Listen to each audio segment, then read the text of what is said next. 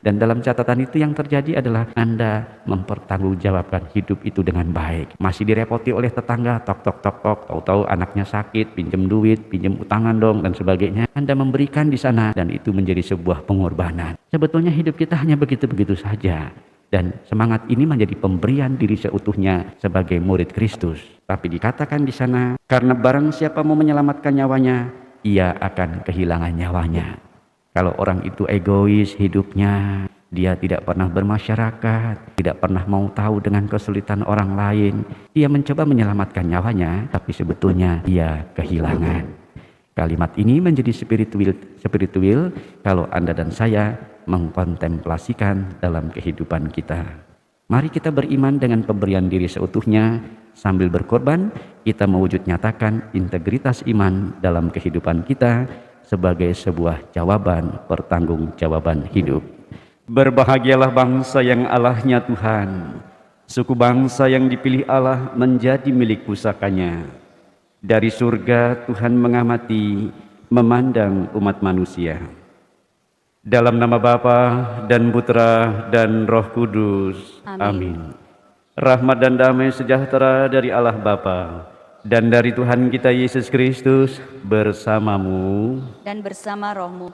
Bapak Ibu, saudara-saudara terkasih, juga opa oma yang ada di rumah, selamat pagi.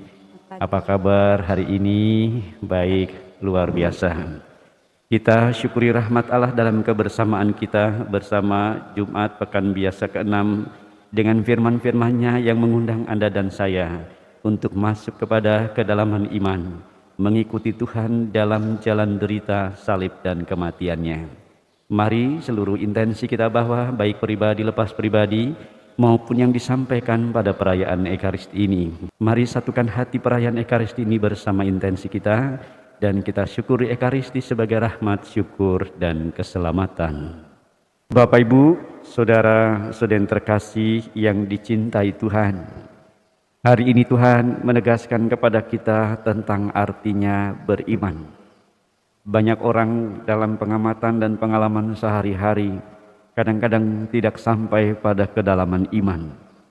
Iman yang merupakan tindakan percaya, bukan sekedar saya mengucap saya percaya, melainkan iman itu harus bertindak.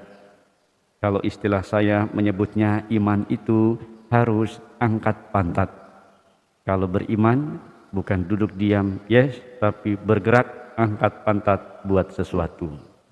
Inilah sebuah kenyataan bagaimana beriman menjadi motivasi-motivasi. Hidup itu seperti biasa, tidak ada perubahan apapun hari demi hari, bangun pagi seperti ini, siang juga seperti biasa, malam juga seperti biasa, dan itu terus menerus tanpa sadar kita sudah melewati waktu. Tahu-tahu usia kita sudah banyak. Ada yang disebut usia banyak itu usia lansia, tapi juga ada yang disebut usia banyak itu makin banyak makin menjadi-jadi. Maka ini menjadi sebuah catatan kita, apa yang perlu dari perjalanan iman kita. Iman itu biasa saja, tapi kegunaan iman adalah mendorong sesuatu agar Anda dari sesuatu yang kita lakukan itu dapat bermakna. Sementara dari perjalanan ini kita tanpa iman, maka iman itu menjadi sesuatu yang pasif begitu saja. Dalam surat Yakobus ditegaskan, iman tanpa perbuatan adalah mati. Maka iman itu harus sama dengan perbuatan kita. Itulah iman yang hidup. Maka ditegaskan mengenai integritas iman, bahwa iman melengkapi kelemahan kita dengan seluruh kemampuan-kemampuan kita untuk bertindak menyempurnakan apa yang perlu kita lakukan di dalam keseharian kita. Saya pernah bertemu dengan seorang anak kecil yang bersama papa mamanya makan sarapan pagi setelah berolahraga. Saya lihatin anak itu, rupanya anak itu lihatin saya lagi. Saya pelototin anak itu, dia pelototin saya lagi. Hanya karena apa? Pas mau makan dia buat tanda salib dengan lihat kiri kanan. Kebetulan saya melihatnya, malah saya dipelototin. Tapi buat saya, anak itu bersaksi tentang imannya. Anak kecil, kira-kira kelas 2 SD. Kalau orang tua antara buat tanda salib dan ragu-ragu sudah biasa ya. Tapi ini anak kecil yang mencoba untuk memberi kesaksian bahwa saya ini Katolik, sebelum makan harus doa. Dan dia tidak takut dengan tantangan itu. Akhirnya saya pun makan dan saya katakan, aku juga Katolik. Baru anak itu merasa aman. Nah, saudara yang terkasih, ini sebuah kesaksian kecil. Iman itu adalah pemberian diri seutuhnya. Kalau Anda beriman tapi tidak memberikan diri seutuhnya, maka ditegaskan oleh Yakobus, iman Anda adalah kosong dan mati. Tapi kalau iman menjadi pemberian diri seutuhnya, maka iman itu menjadi sangat integral di dalam kehidupan. Hari ini Yesus mengundang kita melalui firman Tuhan untuk semakin meyakini para muridnya, semakin integral memberikan dirinya untuk pelayanan kepada Tuhan. Dikatakan di sana dengan amat sangat jelas, setiap orang yang mau mengikuti aku harus menyangkal diri, memikul salibnya dan mengikuti aku. Inilah catatan kemuridan. Anda harus memberikan diri sebagai murid-murid Kristus seutuhnya, bukan sebagian-bagian saja. Maka kalau Anda dan saya memberikan diri seutuhnya, apa masuk firman Tuhan hari ini dengan berkata, menyangkal diri, memikul salib, dan mengikuti aku. Itu artinya bahwa Anda harus memberikan diri seutuhnya pertama-tama dengan penderitaan Yesus. Penderitaan Yesus sebut saja sama dengan penderitaanku. Atau dibalik, kalau saya sedang mengalami penderitaan, samakan dengan penderitaan Yesus. Maka ini menjadi pemberian diri seutuhnya. Lalu kedua, mengikuti salib atau memikul salib. Salib jangan hanya dimengerti sebagai penderitaan saja. Kalau salib dimengerti sebagai penderitaan saja wajar. Anda hanya datang kalau lagi kepepet. Kalau enggak kepepet, enggak pernah datang. Ya, kalau misa ini juga saya bisa paham. Misa ini kalau dihitung-hitung orangnya hanya itu-itu saja. Dan saya mulai hafal siapa-siapa dari duduk paling pinggir pojok sampai belakang sana, dari yang ngantuk maupun yang tidak, hafal saya. Maka dalam catatan ini saudara yang terkasih, inilah inti iman kita. Salib adalah sebuah tanggung jawab. Kalau Anda menerima kemuridan sebagai sebuah tanggung jawab, menerima salib adalah saya bertanggung jawab untuk kehidupan saya. Saya sebagai imam, ya pertanggungjawaban saya adalah melayani umatnya sampai titik darah penghabisan. Mau wabah COVID maupun tidak COVID, pewartaan itu jalan terus. Dan bagaimana pelayanan itu tidak pernah berhenti karena situasi-situasi tertentu. Banyak gereja kita ada beberapa yang dikit-dikit lockdown, dikit-dikit lockdown. Mungkin ada alasan, tapi ada yang tidak ada alasan. Dikit-dikit lockdown, ya udah berarti pelayanan itu berhenti. Untuk ngangkatnya lagi kan susah itu ya. Bersyukur bahwa gereja kita belum pernah lockdown, dan kalau bisa jangan. Yang penting patuhilah prokes kita dengan taat demi kebaikan bersama. Kalau petugas balap kita agak galak, beri senyum ya, karena memang mereka harus mengatur kita supaya di gereja ini kondisinya aman. Amin, amin. Ini arti sebuah tanggung jawab. Ini artinya memikul salib. Dan yang terakhir, dengan kematian kita. Ikutlah aku. Yesus telah sengsara dan wafat, maka Anda pun kelak akan mengalami sebuah perjuangan dan sampai kepada titik kematian. Maka arti penderitaan, salib, dan kematian bukan menjadi sandungan, melainkan menjadi jaminan keselamatan kita, karena Anda dan saya memberikan diri dengan iman seutuhnya kepada Tuhan. Dikatakan kalimat terakhir ini yang amat penting. Barang siapa kehilangan nyawanya karena aku dan karena Injil, akan menyelamatkannya. Artinya Anda diminta untuk senantiasa punya semangat berkurban. Pemberian diri seutuhnya dari iman Anda dengan melihat makna penderitaan, salib, dan kematian sebagai keutuhan diri, maka ini adalah jalan-jalan pengorbanan. Kalimat ini kelihatan bagus, susah, gimana sih prakteknya Romo? Sederhana. Hidup Anda harus menjadi hidup yang senantiasa berkurban bagi sesama. Pagi-pagi bangun, masak air buat keluarga, entah suami, entah istri, entah anak. Itu adalah sebuah pengorbanan. Bangun pagi-pagi, padahal lagi mendung gini enaknya bangun siang ya. Tapi Anda sudah berkorban. Masih datang lagi ke gereja pagi-pagi ke sini, duduk, diam, dan memuji Tuhan. Ini juga merupakan pengorbanan, termasuk saudara-saudari kita yang mengikuti misa online. Ini adalah bentuk pengorbanan. Lalu Anda melayani dan bekerja dengan tertib, jujur, bertanggung jawab dari pagi pulang sampai malam demi sesuap berlian, sesuap nasi maksud saya.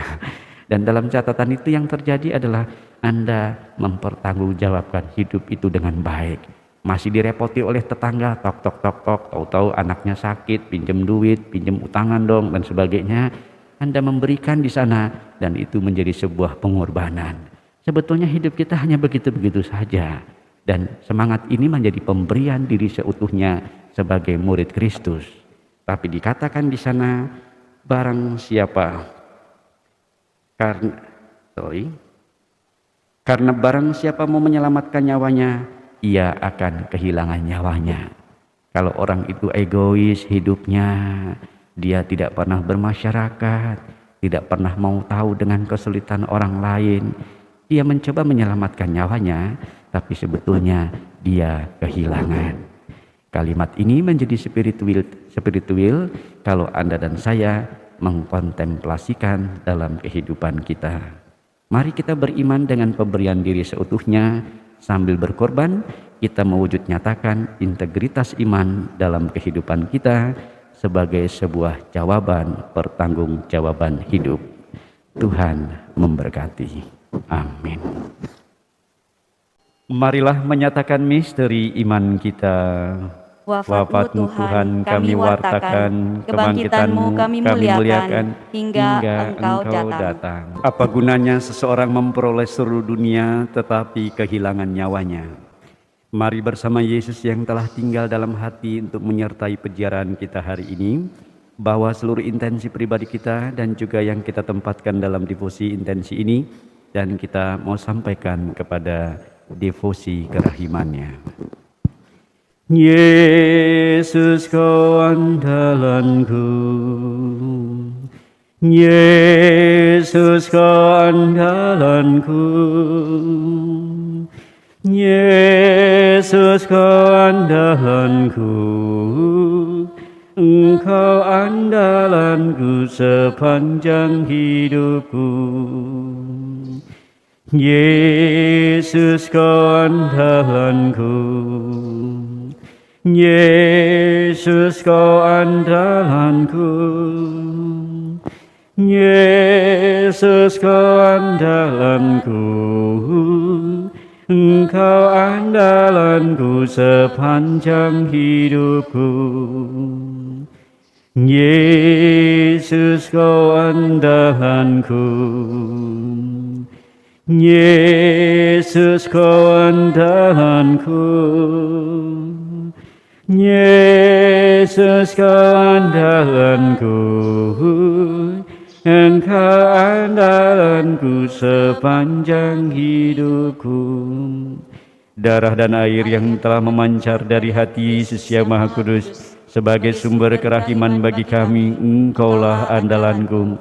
Darah dan air yang telah memancar dari hati Yesus yang Maha Kudus sebagai sumber kerahiman bagi kami, Engkaulah andalanku. Darah dan air yang telah memancar dari hati Yesus yang Maha Kudus sebagai sumber kerahiman bagi kami, Engkaulah andalanku. Darah dan air yang telah memancar dari hati Yesus yang Maha Kudus sebagai sumber kerahiman bagi kami, Engkaulah andalanku. Darah dan air yang telah memancar dari hati Yesus yang Maha Kudus sebagai sumber kerahiman bagi kami, Engkaulah andalanku.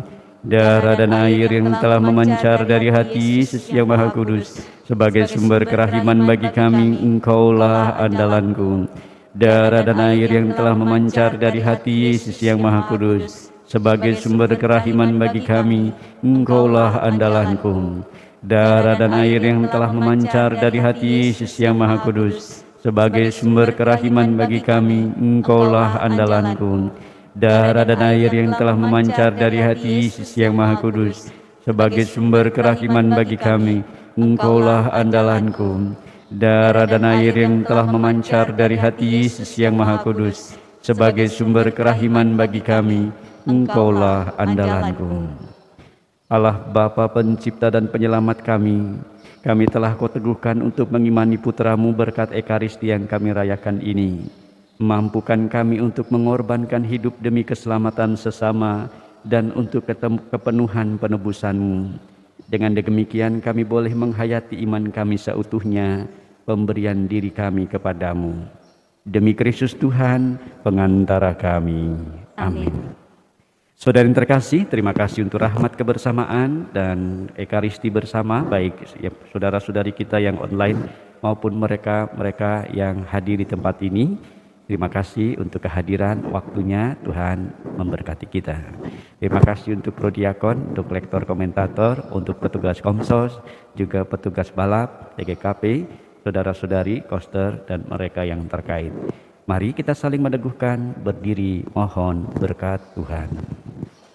Tuhan bersamamu dan bersama rohmu. Semoga Anda dan saya dalam hidup kita hari ini diberkati, dijagai, dilindungi oleh berkat Allah yang Maha Kuasa, Bapa dan Putra dan Roh Kudus. Amin. Pergilah, Ekaristi syukur kita sudah selesai. Syukur kepada Allah.